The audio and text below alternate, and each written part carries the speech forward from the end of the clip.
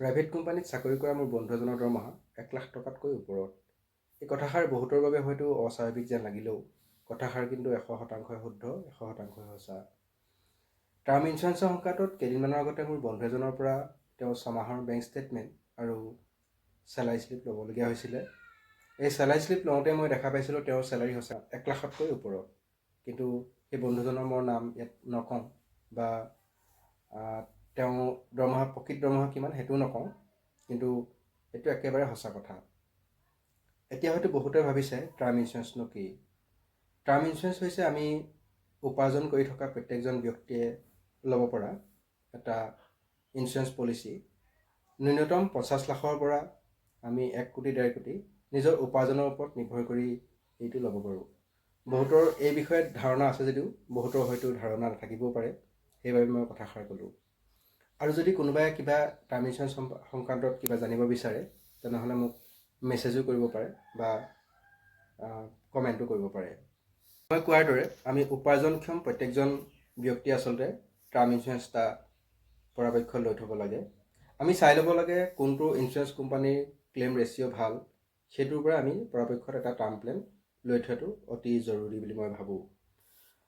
যিহেতুকে আমি যি উপাৰ্জন কৰোঁ সেই আমাৰ উপাৰ্জনৰ ওপৰত নিৰ্ভৰ কৰি আমাৰ পৰিয়ালটো সুন্দৰভাৱে চলি আছে বা প্ৰত্যেক মাহতে আমি এক বাজেটৰ ওপৰত আমাৰ পৰিয়ালটো চলাই আছোঁ।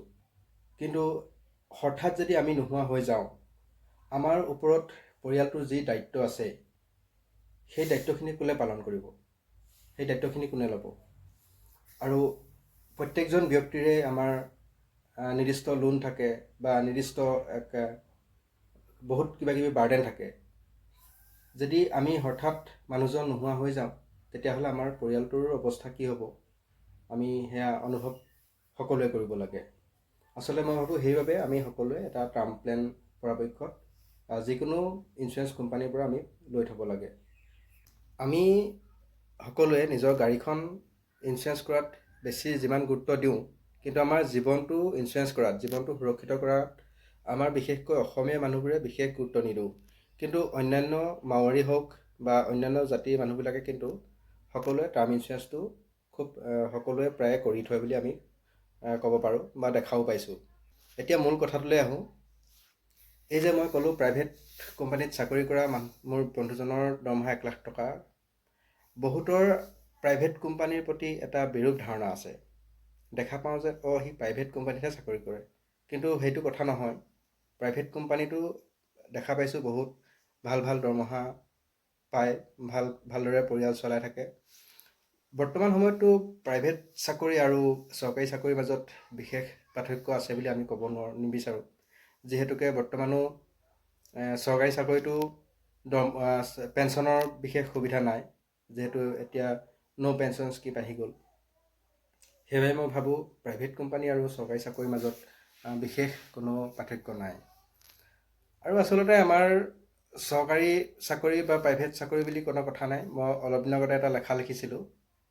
আচলতে আমাক চাকৰি নালাগে, আমাক টকাহে লাগে। আমাক ভালদৰে চলি থাকিবৰ বাবে আমাক টকাহে লাগে, চাকৰি বা কোনো কথা নাই। বহুতে ক'ব বিচাৰে যে চৰকাৰী চাকৰিত সুৰক্ষা আছে, কিন্তু প্ৰাইভেট চাকৰিত সুৰক্ষা নাই। কিন্তু তেনেকুৱা কথা নহয়। সুৰক্ষা ভালদৰে যদি চাকৰিটো কৰি থাকে তেনেহ'লে তেওঁ প্ৰাইভেট চাকৰিটো তেওঁ টিকি থাকিব পাৰিব।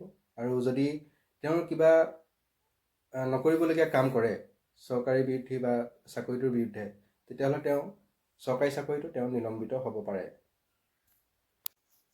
সুৰক্ষা নিৰাপত্তা আমাৰ জীৱনৰে নাই, আমাক চাকৰিটোৱে কি সুৰক্ষা দিব পাৰিব?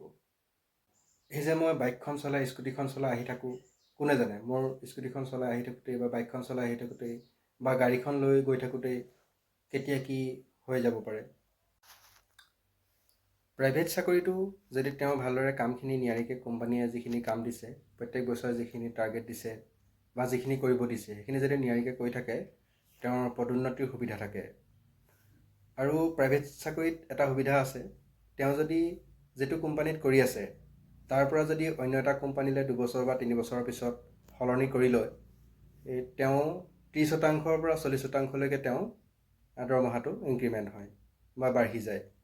সেইবাবে আচলতে মোৰ বন্ধুজনো তেনেদৰেই তেওঁ কোম্পানী সলনি কৰি আচলতে ইতিমধ্যে তেওঁ 1 লাখ টকাৰ ওপৰত দৰমহা হৈছেগৈ। কিন্তু ভালদৰে কৰি থাকিলে, একেটা কোম্পানীত কৰি থাকিলেও পদোন্নতি, কিছুমান এনেকুৱা কোম্পানী আছে, ভাল কোম্পানী আছে, ভালদৰে তেওঁ পদোন্নতি লাভ কৰি দৰমহাও বাঢ়ে আৰু তেওঁ এটা ভাল পদলৈও তেওঁ উন্নীত হয়। আচলতে নিজৰ স্কিলটোৰ ওপৰত কথা, নিজৰ দক্ষতা আৰু নিজৰ অভিজ্ঞতাৰ ওপৰত কথা। যেতিয়া প্ৰাইভেট কোম্পানীত কোনো এজন ব্যক্তিয়ে বহু বছৰ ধৰি কাম কৰি থাকে, তেওঁৰ যি অভিজ্ঞতা হয়, সেই অভিজ্ঞতাখিনিৰ পৰা তেওঁ আচলতে চাকৰি যদি ভাবে যে মই বেলেগ এটা চাকৰি কৰোঁ, তেতিয়াহ'লে তেওঁ চাকৰি বিচাৰিবলগীয়া নহয়। আচলতে তেওঁকহে চাকৰিয়ে বিচাৰিব। তেনেকুৱা এটা পৰ্যায় তেওঁ পায়গৈ। অভিজ্ঞতাৰ ওপৰতে আচলতে সেয়া নিৰ্ভৰ কৰে। প্ৰাইভেট কোম্পানীত চাকৰি কৰিলেও তেওঁ এটা ভাল পৰ্টফলিঅ', এটা ভাল ফাৰ্ম তেওঁ বনাই ল'ব যদি পাৰে, তেনেহ'লে তেওঁ ভৱিষ্যতে কোনো চিন্তা কৰিবলগীয়া নহয়। তেওঁ যদি পৰাপক্ষত 50 লাখ, 1 কোটি টকা যদি এটা পৰ্টফলিঅ' বনাই লয়, তেনেহ'লে ভৱিষ্যতে তেওঁ চাকৰি গ'লেও কোনো ধৰণৰ অসুবিধাৰ সন্মুখীন হ'বলগীয়া নহ'ব। আৰু সেইটো কৰিবলৈ হ'লে পৰাপক্ষত মিউচুৱেল ফাণ্ডত হওক বা ভাল স্কিমত যদি তেওঁ পইচা লগাই থৈ দিয়ে, তেনেহ'লে তেওঁ কোনো অসুবিধাৰ সন্মুখীন হ'বলগীয়া নহ'ব। মোৰ এই ভিডিঅ'টো প্ৰস্তুত কৰাৰ উদ্দেশ্য এইটো নহয় যে চৰকাৰী চাকৰি বেয়া বুলি কোৱা বা চৰকাৰী চাকৰি নোপোৱা গতিকেহে এনেকুৱা ভিডিঅ' এটা বনাইছে নেকি সি, তেনেকুৱা যদি কোনোবা কিবা ভাবিছে, সেইটো কথা আচলতে নহয়। মই এইটো গতিকে ভিডিঅ'টো বনাইছোঁ যাতে আমাৰ যিসকল ল'ৰা ছোৱালী আছে বা তেওঁলোকেও পৰাপক্ষত যদি পাৰে প্ৰাইভেট চাকৰিত জড়িত হওক, প্ৰাইভেট চাকৰি কৰি যাওক, তেওঁলোকৰো এটা ভাল ভৱিষ্যত হ'ব পাৰে আৰু কোনো ধৰণৰ অসুবিধা ভৱিষ্যতেও নহ'ব যদি তেওঁলোকে ঠিকে ঠাকে কামখিনি কৰি থাকিব পাৰে। সেইখিনিকে কৈছোঁ। আৰু বহুতৰে এটা ধাৰণা এটা আছে যে ই প্ৰাইভেটতহে কৰে, কিন্তু সেইটো কথা নহয়। এনেকুৱা 2-এজন পাইছোঁ যি ভাবে যে সিচোন প্ৰাইভেটতহে কৰে, কিন্তু আপোনালোকে তেওঁ হয়তো নাজানিব পাৰে, তেওঁতকৈ কিন্তু প্ৰাইভেট চাকৰি কৰাজনেও ভাল এটা জীৱন কটাই আছে। তেওঁতকৈ হয়তো ভাল উপাৰ্জনহে তেওঁ সেই চাকৰিটোৰ পৰা কৰিব পাৰে। এই ভিডিঅ'টো এই কাৰণেও বনাইছোঁ, বৰ্তমান চৰকাৰী চাকৰি নাপাই বহুত ল'ৰা ছোৱালী হতাশ হৈছে, দুখ কৰিছে, কি হ'ব বুলি ভাবিছে। কিন্তু আপোনালোকে পৰাপক্ষত যদি পাৰে, আগত যদি প্ৰাইভেট কোম্পানীত চাকৰি কৰি আছিলে, চাকৰিটো এৰি দিছে চৰকাৰী চাকৰি প্ৰস্তুতি কৰিবৰ বাবে, যদি পাৰে পৰাপক্ষত আকৌ নতুনকৈ চাকৰিত জইন কৰক, প্ৰস্তুতিও চলাই থাকক আৰু চাকৰিটোও কৰি থাকক, কাৰণ সময় কাৰো বাবে ৰৈ নাথাকে। আৰু চাকৰি প্ৰাইভেট বা চৰকাৰী চাকৰি কৰিব লাগিব বুলি কথা নাই। যদি কোনোবাই বিচাৰে সৰুকৈ ব্যৱসায় বাণিজ্যও কৰিব পাৰে। আমি দেখা পাইছোঁ 10 বছৰ আগতে যদি কোনোবা এজন ব্যক্তি পকা যোগালী আছিলে, সেইজন ব্যক্তিয়ে কিন্তু আজি 10 বছৰ পাছত তেওঁ পকা যোগালী নহয়, এজন ভাল ঠিকাদাৰ। আৰু 10 বছৰ আগতে যদি কোনোবা এজন ব্যক্তিয়ে এখন সৰু ঘুমটি দোকান দিছিলে, সেইজন ব্যক্তি কিন্তু আজি তেওঁ ঘুমটি দোকান দি থকা নাই, এখন ডাঙৰ দোকান আছে, তেওঁ এটা ভাল RCC ঘৰ আছে, এখন গাড়ী আছে। আৰু ঠিক তেনেদৰে 10 বছৰ আগতে যদি কোনোবা এজন হেণ্ডিমেন আছিলে, সেই হেণ্ডিমেনজন কিন্তু আজি তেওঁ হেণ্ডিমেন হৈ থকা নাই, তেওঁ নিজেই গাড়ী মালিক হৈছে, তেওঁ নিজৰে গাড়ী আছে। গতিকে আমি কাকো সৰু বুলি ভাবিব নালাগে। আজি যিজন সৰু মানুহ, সেইজন সৰু মানুহো আজি 10 বছৰ পাছত আমাতকৈ তেওঁ কিমান ওপৰত থাকিব পাৰে আমি হয়তো নাজানিব পাৰোঁ। আচল কথা হৈছে আমি সেই কামটো কেনেদৰে নিয়াৰিকৈ কৰি আছোঁ বা আমাৰ ভৱিষ্যতৰ পৰিকল্পনাখিনি কেনেকুৱা, সেই তাৰ ওপৰত নিৰ্ভৰ কৰিও আচলতে আমি বিভিন্ন ক্ষেত্ৰত আমি সফল হ'ব পাৰোঁ। ভিডিঅ'টো ইমানেই আছিলে।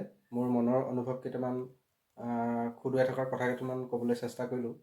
যদি কিবা ভুল কৈছোঁ, নিজৰ বুলি ভাবি যাতে সকলোৱে ক্ষমা কৰি দিয়ে। আৰু যদি কিবা অনুজসকলৰ কামত আহিবলগীয়া কিবা কথা কৈছোঁ বুলি কোনোবাই ভাবে, তেনেহ'লে যাতে ভিডিঅ'টো অকণমান শ্বেয়াৰ কৰি সকলোৱে পোৱাকৈ শ্বেয়াৰ কৰি দিব। ইয়াকে কৈ নতুন এটা ভিডিঅ'ত সকলোকে লগ পাম। সকলো কুশলে থাকক। ধন্যবাদ।